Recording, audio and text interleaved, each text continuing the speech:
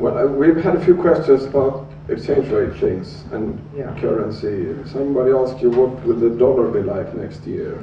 I don't know. I'll take that side as you don't want to answer it. So maybe you have a I'm not. It was easy a few years ago to see the dollar had to come down a lot because there was a large deficit, current account deficit, that it wasn't going to be sustainable. After that, it's been hard to say. And what's happening right now with this, with the dollar being the safe haven, is really quite strange.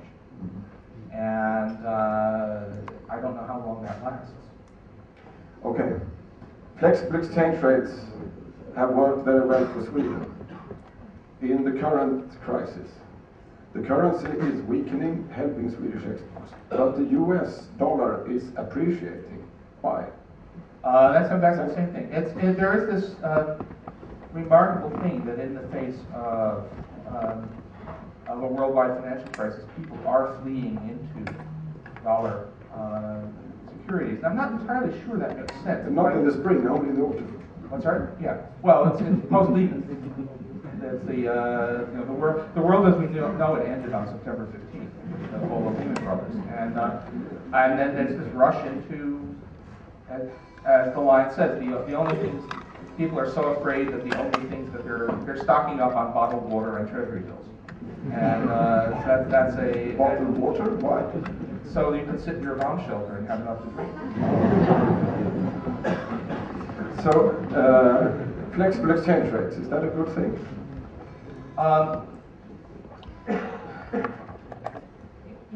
It's I've always wanted central banks to have the freedom to cut interest rates when the economy is slumping, and that's exchange rates. Now there are, if you're a very small economy, the uncertainty over the exchange rate becomes a problem. There's some evidence that multiple currencies are a significant inhibition to trade, but there's always a trade-off that we try to make the most of. There's a lot of rethinking going on right now. Was there a terrible mistake made by some countries having floating exchange rates? Should Iceland really have had its own currency? But the problem there, I think, is not so much the flexible exchange rate as it was not being part of a lender of last resort facility, not having basically access to the ECB. Beyond that, I think it would be a terrible mistake to try and fix the dollar-euro rate. It would be a terrible mistake. And obviously, someone wants to know about Sweden. You seem to be doing okay with this, the countries that are really vulnerable are the ones that have huge imports of capital without a secure currency peg. But this is not your problem. When a very long time ago in the 90s, when I was considering whether it was a good or bad thing for Sweden to join this upcoming monetary union, that in those days appeared to be a very remote thing for Sweden, as we had such enormous deficits, and the economic performance made it out of question to even think about it. And I remember I consulted you about this and asked you what you think, and you said something like, well, that's a great idea. As an economist, I would love to see it materialized so as a big laboratory, but I'm very happy I will not have to live there. What did you mean by that? The experiment of having a single currency it means that you have no good adjustment mechanism. It's not if you have and then we have yet to actually have a full test of that.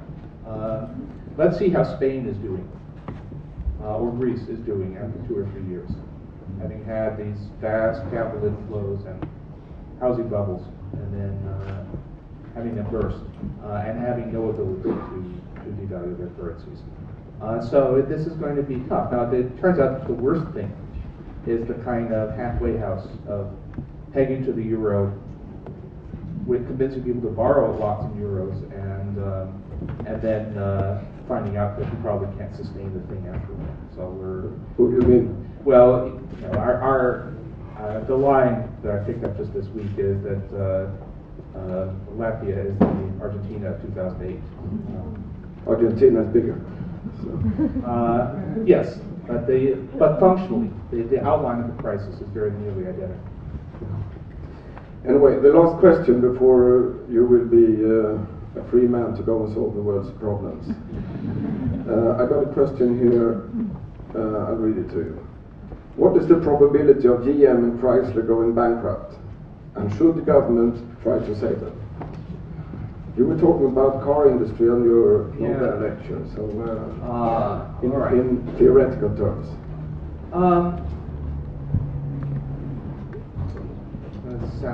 The question is, what does bankrupt mean? The probability of having something that is a Chapter 11, essentially wiping out the stockholders and abrogating some of the contracts, is very high. And very hard to see how they avoid having something like that happen. The question is whether they will actually be liquidated. So whether, in the U.S. jargon, whether Chapter 11 will go to Chapter 7. And that seems like a reasonably high probability, though I think less than even odds, only because politically, in the end, despite the failure to reach a deal yesterday, I suspect that the auto companies will have to at least be kept alive for a while. But it's I don't consider the most likely option still, I think, is what people are calling a prepackaged bankruptcy, where the companies are declared bankrupt, where their contracts are null and void, where they can drop some of their past promises, but they are kept in existence, and they have a credit line from the U.S. government, and they have warranties for people who buy cars, so that they aren't afraid they're buying a car from a company that will cease to exist.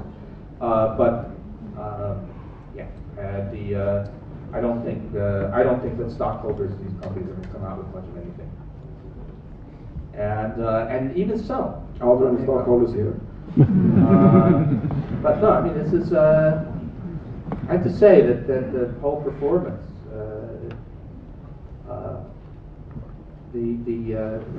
when the management took their private jets to Washington to compete for money, although in fact it's trivial, right? This is the cost of that private jet is not going to make or break the companies. It just demonstrated a level of stupidity that makes you wonder whether that industry can survive at all.